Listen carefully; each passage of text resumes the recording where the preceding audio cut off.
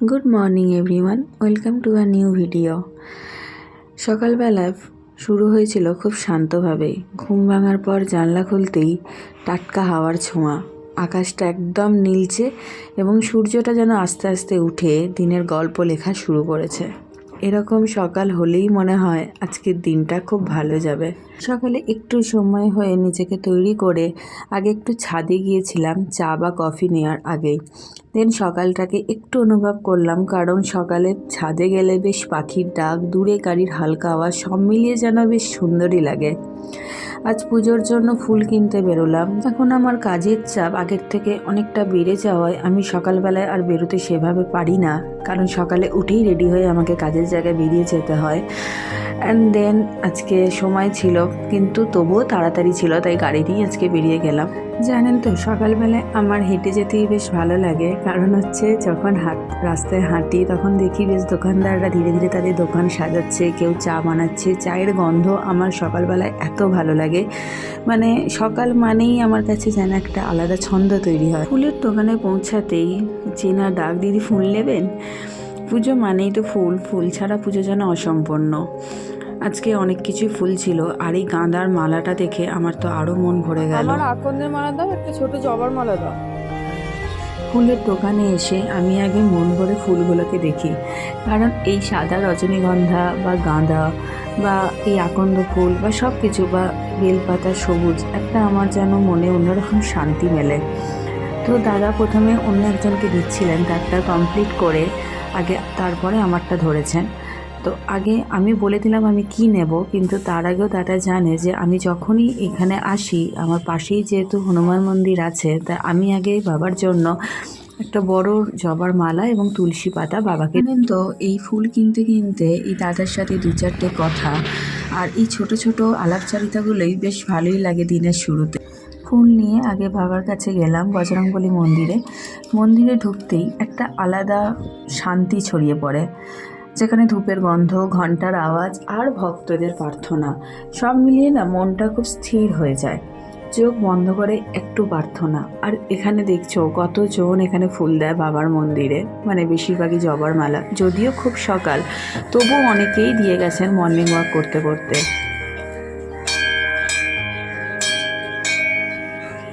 আর জানেন তো, মন্দিরে এসে বাবাকে দর্শন করলে যেন ভেতর থেকে একটা আলাদা শক্তি আসে। তাই আগে প্রণাম করে শান্তি আর সুস্থতা এই দুটো চেয়ে আমি রওনা দিলাম আমার কাজের জায়গায়। আর বাড়ির জন্য আমি অল্প কিছু ফুল নিয়ে নিয়েছিলাম, যেহেতু সোমবার বললাম, তাই আমার আকন্দ ফুল নেওয়ার ছিল, সেই জন্য নিয়ে আমি আবার চললাম। মন্দির থেকে বেরিয়ে একটু কাছেই আমি যেখানে চা খাই সেখানে এলাম। জানেন তো, এই চায়ের দোকানটা না আমার খুব প্রিয়। এখানে কোনো সাজসজ্জা নেই, তবুও চায়ের স্বাদে একটা আলাদা টান আছে। ওখান থেকে এসে কিছুটা দূরেই আমি একটা জায়গায় চা খাই, সেই চায়ের দোকানে চলে এলাম। এই চায়ের দোকানটা জানেন তো আমার খুব প্রিয়। এখানে কোনো সাজসজ্জা নেই বা বড় ব্যানার নেই, তবু চায়ের স্বাদটা এত ভালো করে, একটা আলাদা টান আছে। তো ভারে ধোয়া ওটা গরম চা হাতে নিয়ে, আর তার সাথে দুটো বিস্কুট। আর তখনই পাশে এই কুকুরটা আমি যখনই খেতে যাই তখনই ঠিক পাশে চলে আসে, কিন্তু ওকে দিলে ও খায় না। ওকে অনেকক্ষণ চেষ্টা করা হয় বিস্কুটগুলো দেওয়ার জন্য, কিন্তু বারে বারে মুখ সরিয়ে নেয়। আর এই পাশের ওখানে একজন ভাই থাকে, মানে ওই দোকানদারের ওখানেই, তো ও আমার থেকে বিস্কুটটা নিয়ে ও কিছুক্ষণ ওকে ট্রাই করলো, এবং তারপরও আস্তে আস্তে বিস্কুটগুলো নিয়ে পাশে আবার রেখেও দেয়। এই যে দাদা যে অনেকক্ষণ ধরে ট্রাই করছে ওকে বিস্কুটগুলো খাওয়ানোর জন্য, কিন্তু ওর খাবে না। তো আমি ভাবছিলাম ছেড়ে দিতে, ওর পেট ভর্তি আছে, কিন্তু দাদা বলছিল যে না, ওকে কিছুটা গন্ধ শোকালে ও পরে ঠিক আস্তে আস্তে খাবে। তো পরেও বিস্কুটগুলো নিচ্ছিল এবং নিয়ে ঠিক পাশে এভাবে রেখে দিচ্ছিল। তো তারপরও খেয়ে নিয়েছিল। চা খাওয়ার পর আমি, যেহেতু আজকে আমার বাড়ি যাওয়ার কথা ছিল, তাই আমি প্রথমে করুণাময়ী চলে এসেছিলাম আগে টিকিটটা কেটে নেওয়ার জন্য, কারণ এখানে একটু দেরি হয়ে গেলে টিকিট পাওয়া খুব মুশকিল হয়ে যায়।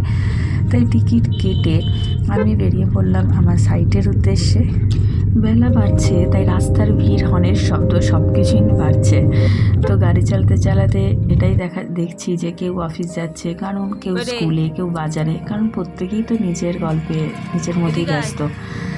তো কিছুক্ষণের মধ্যে আমি পৌঁছে গেলাম আমার সাইটে, কারণ সল্টলেক থেকে নিউ টাউন খুব একটা দূর নয়, কিন্তু রাস্তায় জ্যাম থাকে তার জন্য অনেকটা সময় লাগে, বা সকালবেলায় অতটা সময় লাগে না।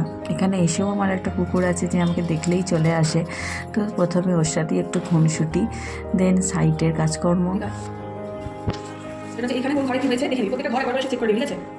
হ্যাঁ, ওই দেখি চেক দেখা দাগ হয়েছে, ওই জাস্ট এই এখানে আমি দেখে নিবি জাস্ট। হ্যাঁ, ওই একটু এইটুকু হ্যাঁ, এটা উপরে ওরা হয়েছে না, আমি কোনো কিছু করতে পারলে বলে দিয়েছিস।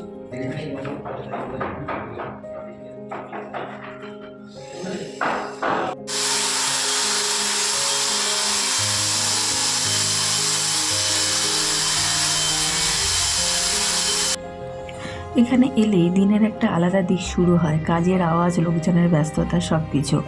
সাইটে কোথায় কি কাজ চলছে সেগুলো দেখলাম, কিছু আলোচনা, কিছু সিদ্ধান্ত, এই আর কি। এই কাজটা না একটু চাপের হলো, একটু না অনেকটাই বলবো চাপের হলো, নিজের দায়িত্বটা ঠিকঠাক পালন করার মধ্যে একটা তৃপ্তি আছে। তো আমাদের এখানে নতুন লিফট লাগিয়েছে, তো লিফটটাও একটু দেখছিলাম ঠিকঠাক কাজ করছে কি না। আর এদিকে মার্বেল পলিশের কাজ চলছে, অ্যান্ড তার সাথে যেহেতু আমরা এই বিল্ডিংটা কিছুটা শেষের পথে, অনেকটাই শেষের পথে, আমরা একদমই এখন শেষ মুহূর্তে হ্যান্ডওভারের পথে আর কি। তো সব কিছু ফিনিশিং, যেখানে যা কাজ বাকি আছে সেই কাজগুলো চলছে এখানে। তো এই ছিল আমার সকালটা। তো আপনাদের ভিডিওটা ভালো লাগলে তাহলে লাইক করবেন আর কমেন্টে জানাবেন আপনাদের সকাল কেমন কাটে। আবার দেখা হবে একটা নতুন ভিডিও নিয়ে।